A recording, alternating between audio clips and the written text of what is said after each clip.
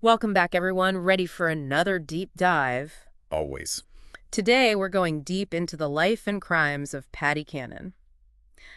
Pretty dark stuff, but fascinating nonetheless. Agreed. We've got some historical records, court documents, and some pretty harrowing firsthand accounts to dig into. Yeah. Should give us a good picture of who she was and just, how she operated. Okay, so to kick things off, you've probably heard of the Underground Railroad, right? Helping slaves escape to freedom. Sure. Well, did you know there was something called a reverse underground railroad? Hmm. That's not a term you hear every day. It wasn't about helping slaves escape, no. This was about capturing free black people, even fugitive slaves, and selling them back into slavery in the South. Wow. So basically profiting from this horrible system. Yeah, and get this network thrived just as the U.S. banned the importation of slaves in 1807. So wait, the demand for slaves actually increased after the ban. Seems counterintuitive. Right, you'd think it'd have the opposite effect. So what happened? Well, the South's economy was, as we know, heavily reliant on slave labor. Especially on those cotton plantations. Exactly, and those were booming at the time. So banning the importation of slaves didn't change the demand for their labor? It just messed up the supply chain. Created this, perverse incentive for kidnapping. It's pretty messed up. Yeah, talk about exploiting a legal loophole. And that's where Patty Cannon comes in. She saw a chance to profit from this whole situation. Opportunistic, to say the least.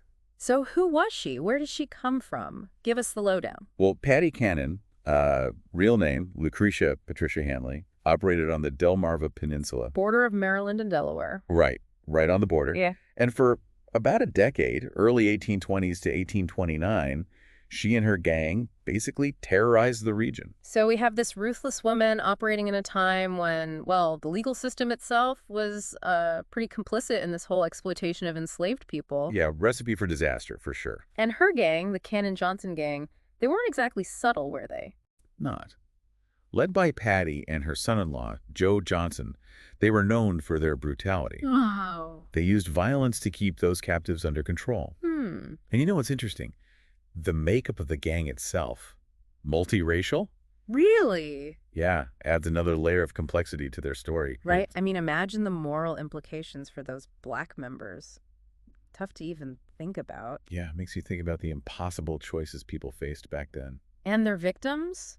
Primarily free black people and fugitive slaves, they must have lived in constant fear. Can you imagine being free one day and then suddenly snatched away from your life, shipped south to be sold back into slavery? Awful. Tragically, a lot of their victims were children. Really? Yeah, they were easier to control, unfortunately. Heartbreaking. Made them, more desirable to buyers. Sickening. And the sources mentioned they kidnapped hundreds of people.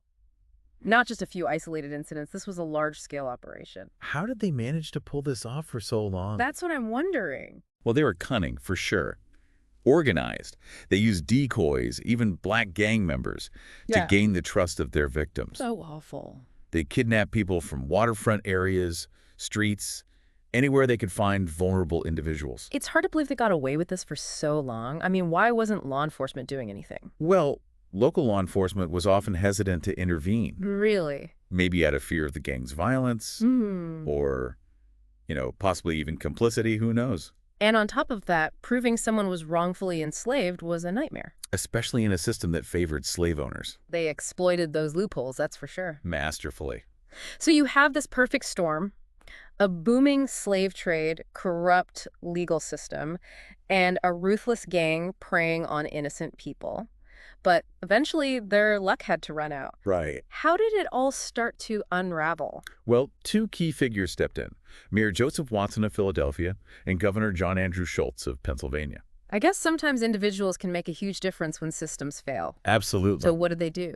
Watson, he offered rewards for information leading to the gang's capture. Smart. And Schultz, he issued extradition orders to southern states. Sending a message, for sure. Yeah, that these crimes wouldn't be tolerated. Their efforts were crucial. At least they were able to rescue some kidnapped children and bring some gang members to justice. Yeah. But Patty Cannon and Joe Johnson, they remained elusive for a while. What finally led to their downfall?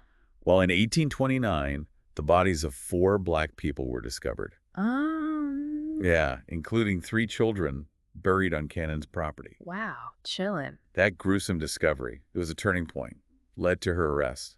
finally. Sounds like those bodies were the evidence they needed. Yeah, the smoking gun. So was that the end for Patty Cannon? Yeah, she was arrested and indicted on 4 counts of murder. Wow. And a key witness, a guy named Cyrus James, he testified against her. Who was he? He was actually a victim, bought as a slave by Cannon as a child. No way. Yeah, and his testimony was really damning. Detailed her brutal acts. Wow. That's incredible. Someone she victimized playing a role in her downfall. Yeah, pretty powerful stuff. And while awaiting trial, she confessed. Confessed. After all this time. Yeah, to nearly 24 murders. Makes you wonder why. Right. Maybe remorse. Yeah. Maybe wanting to control the narrative. Hard to say. It is kind of morbid, but her skull was put on display, wasn't it? You're right. It was even loaned to the Smithsonian for study. The Smithsonian. Yeah, speaks to our fascination with these notorious figures, I guess. Trying to understand what makes them tick. Right. See if there's something visibly different about them. Yeah, I get that. There's a certain morbid curiosity. But it's important to remember the victims, you know? Absolutely. Their stories, they often get overshadowed. Yeah, and the legal system back then made prosecution tough. Definitely. But the real tragedy is the impact on the victims themselves. Can you imagine being kidnapped, torn away from everything you know, forced into slavery? The trauma, I mean, it's unimaginable. There's an account in one source, a woman named Lydia Smith. She was a free black woman, kidnapped and held for 5 months before being sent south. Her testimony is harrowing. It really is. Describes being chained, beaten, constantly threatened, It's amazing she survived. and that she even escaped and shared her story. A testament to her resilience, that's for sure. Makes you realize these weren't just statistics, you know? Real people with real lives. Absolutely. What about Joe Johnson? Did any of the sources say what happened to him?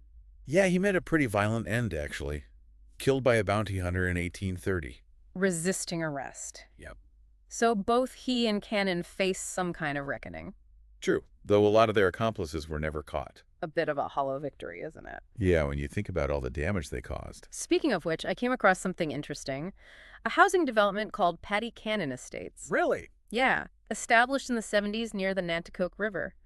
Seems odd to name a community after someone so notorious, don't you think? Yeah, definitely raises questions about how we remember history. Right. Is it appropriate to, like, commodify her legacy? Maybe it's an attempt to reclaim her story, reinterpret it. Or maybe just capitalizing on her notoriety.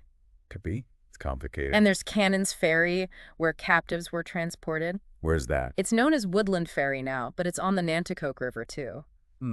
These physical places, they serve as constant reminders of that dark history. I bet it's eerie for those who live there now. Knowing what happened in their own backyard, yeah.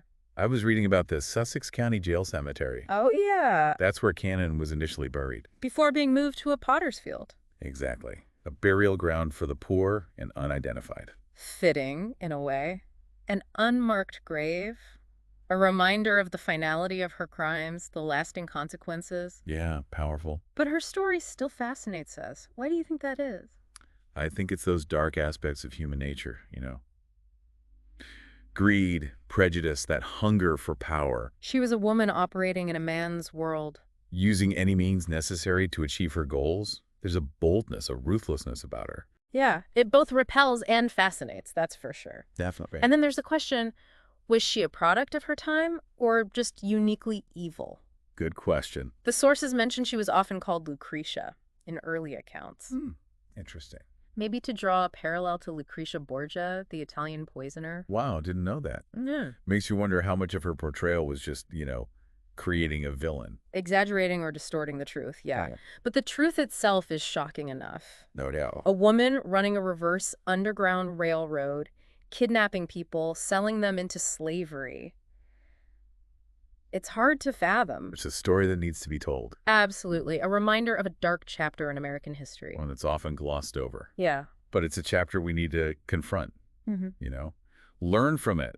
Make sure those atrocities never happen again. It's a powerful reminder that even though individuals may die, the impact of their actions, it lives on. For generations. And in Patty Cannon's case, that impact is still felt today. In those physical spaces, in the conversation about how we remember history. Exactly. You know, it's amazing how these events are just, like, woven into the Delmarva Peninsula. Yeah, they really are. We've talked about the ferry, the housing development.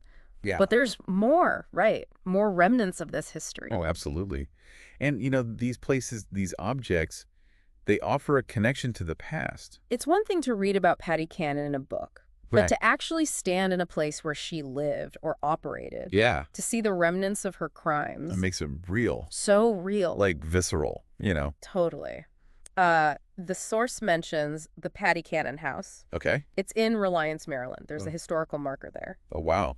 But get this, it wasn't actually her home. Oh, It was a property she bought from Joe Johnson. interesting. Like piecing together a puzzle, Yeah. Separating fact from fiction. Yeah. And these locations, they become clues. Clues in the puzzle, exactly. Sadly, her real 18th century house was torn down. No kidding. Yeah, back in 48. Imagine if it still stood today. Wow, that would be something like... But at least the marker's there. You know, Yeah. acknowledging what happened. Yeah, it's important to have those symbols, for sure. Definitely. It's almost like a pilgrimage, Visiting these places, I see what you know. a way to connect with the past, honor the victims. It is. It is. Do you think these physical reminders, are they important for understanding history? I do. They ground us, in the reality of it all. It's easy to dismiss history as something that happened long ago, something that doesn't affect us. Exactly. But then you stand in that place where lives were shattered. And it hits you. It hits you hard. It makes you think about how we remember history. We erect statues for heroes, name streets after important figures. Sure. But what about the darker side of our past? How do we reconcile that? That's the tough question, isn't it? It is. No easy answers. No, not at all.